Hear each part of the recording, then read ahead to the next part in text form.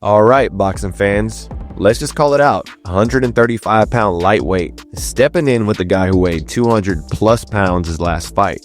And somehow this is being sold to us as a fair exhibition.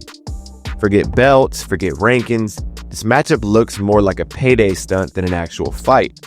But the promoters want you to believe it's competitive. The real question, are we watching boxing or are we watching boxing's credibility on the line? Stick around because we're about to break down how this whole thing insults the fans' intelligence.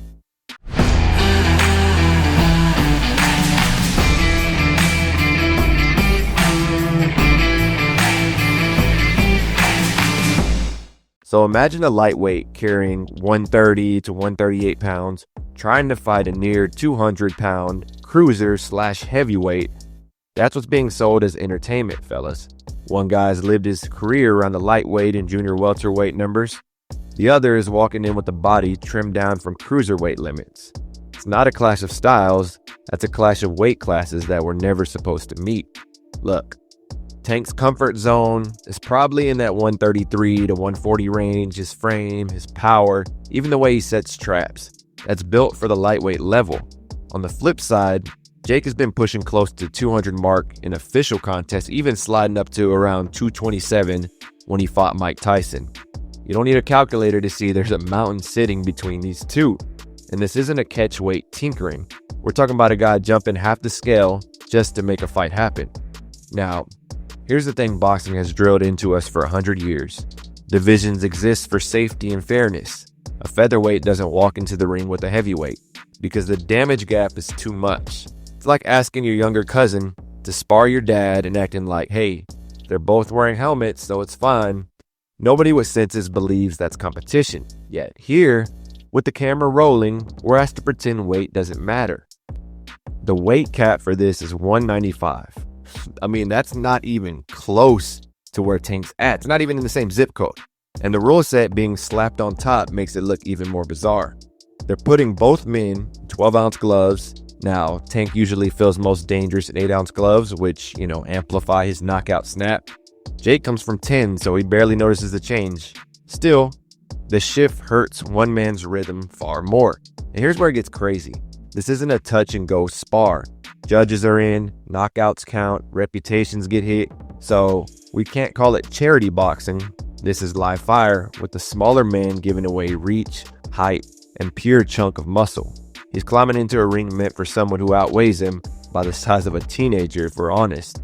When you strip it down, there's no defending this as a fair contest. The laws of physics don't bend just because promoters want them to. More pounds means harder punches to absorb, more lean mass to control on the inside, and more wrists stacked against the lighter fighter. So the line about just gloves evening it out doesn't cut it. That's not a mismatch, it's just stunt disguised as sport. And once you see it like that, it becomes impossible to unsee. The only reason this got pushed forward is because dollars scream louder than common sense. Speaking of money, let's look at why this fight even exists in the first place. So who benefits when logic goes out the window? Follow the cash. That's the real reason we're even talking about this. If weight class has already told you the matchup is nonsense, the money trail is the part that seals it. Promoters and platforms see dollar signs, not danger signs. And you and I both know the sport always looks different when a check is dangling in front of someone. Now, to go back a second, fans weren't clamoring for Jake Paul. They wanted Tank to close the book on Lamont Roach Jr. That first fight ended in a way that had everybody arguing. Some saw Tank edging it, some scoring for Roach, and the draw only made it messier. I personally had Roach winning that fight, and that's not even including the knockdown. So did they rob Roach? 100%. A second fight was supposed to straighten it out, give us clarity on who really had the edge. That's how boxing is supposed to work. There's controversy, you run it back. Instead of giving that storyline resolution, Tank skips past the unfinished business and puts himself in a made-for-streaming stunt. So why trade a legit test for this crossover show? Easy answer, money. A proper rematch pays him well, but a Netflix main event pays him more. You bring in a YouTuber turned cruiserweight, sprinkle in trash talk, and package it as entertainment for a casual crowd that doesn't care about weight classes. From the promoter's standpoint, that's a jackpot. From the fan standpoint, it's dodging a real challenge. And the circus doesn't stop there. A press conference turned into a spectacle when Adin Ross threw $2 million into the pot as a bet. Jake and Tank both jumped on it. Suddenly the money became part of the storyline, bigger than any tactical breakdown of skills. Think about it. The headlines aren't about footwork or game plans. It's about who's gambling 7 figures like it's lunch money.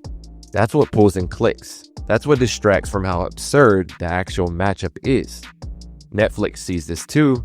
They're not positioning this card as just another fight. They're putting it on the front page, pushing it at 6 p.m. Eastern like it's family viewing time.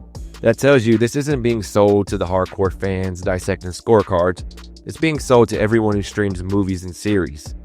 The fight transforms from a competitive sporting event to an exclusive drop. And the fighters, they play roles, not rivals. So here's the real split, fellas. A rematch with Roach is about skill. Could Tank adjust, fix mistakes, prove he's the better man? That would demand actual boxing craft. Stepping into the ring with Jake has nothing to do with craft. It's about who drives subscriptions, who creates viral clips, and who stacks the bigger bag. This isn't career strategy, it's chase the bag strategy. And fans see right through it. We didn't sign up to watch athletes turn into actors just because the paycheck is heavy. We signed up for fights that meant something. Instead, we're sold hype in place of honest competition. And if the money grab wasn't enough, the way this got sanctioned proves the whole thing smells off. Here's the part that feels shady. Georgia flat out refused this fight. The commission in Atlanta didn't just hesitate. They basically said it should never have been promoted to begin with.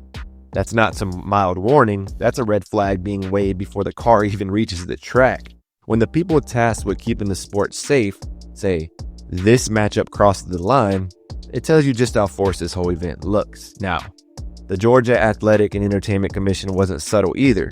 The chair came out and said the promotion was promoting something they should not have been. The weight difference was a smoking gun. One man is a lightweight, the other a cruiser/heavyweight. That kind of gap isn't a small adjustment, it's a safety hazard. Commissions are supposed to protect athletes from exactly this kind of sideshow. And in Georgia, at least, the system actually worked. But promoters don't walk away from paydays. They shop around until they find an open door, and that's exactly what happened. Once Georgia slammed it shut, they packed up the whole production and shifted from Atlanta to Miami. Atlanta fans lose the headline fight while Miami suddenly plays host. That quick flip makes it obvious this was never about finding the right matchup. It was about finding the right location where the rules felt looser. The contrast couldn't be sharper. On one side, you've got Georgia saying the weight gap was too wide and warning of danger. On the other, you got Florida saying, sure, let's call it an exhibition. But wait, what kind of exhibition has judges, rounds scored, knockouts on the table? It's not soft sparring in the gym. That's structured like a sanctioned bout. It's the classic have your cake and eat it too scenario. Think about the mixed signals here. They keep repeating it's an exhibition so the records stay clean, but then they add judges to crown a winner and allow full power shots. Joe DeGuardia, a promoter up in New York, even called that an oxymoron, and he's right.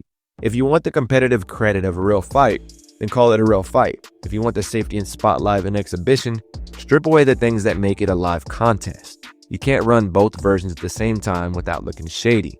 The truth is plain.